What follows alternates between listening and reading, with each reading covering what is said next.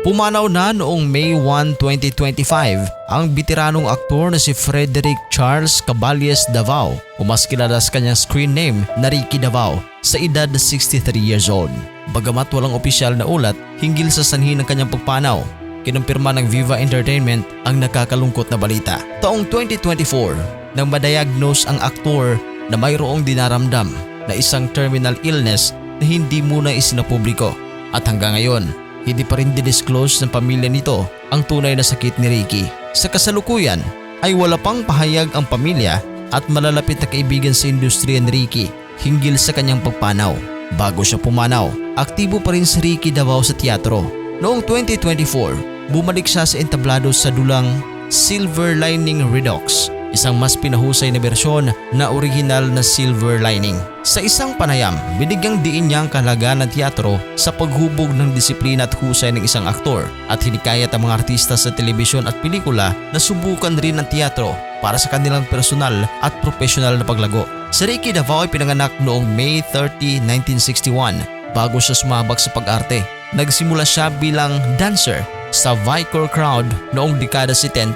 Bagamat hindi niya agad tinahak ang landas ng showbiz, nais pa nga niyang maging pari o sundalo.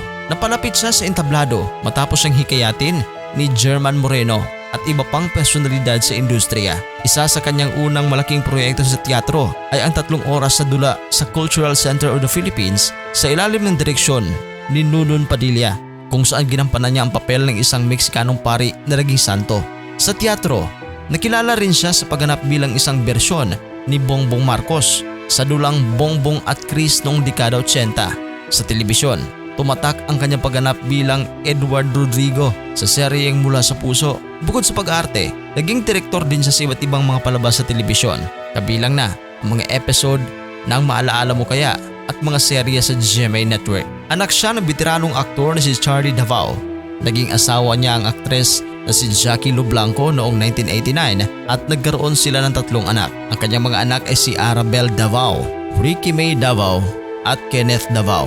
Bagamat naghiwalay sila, muling nagsama sa entablado noong 2021 sa drama anthology na I Can See You Alternate, kung saan ginampanan nila ang papel na mag-asawa. Ang kanyang pagpanaw ay isang malaking kawalan sa industriya ng pelikula at teatro sa Pilipinas. Ang kanyang dedikasyon at kontribusyon sa sining ay mananatiling inspirasyon sa mga susunod na henerasyon ng mga artista. Paalam at maraming salamat, Ricky Davao.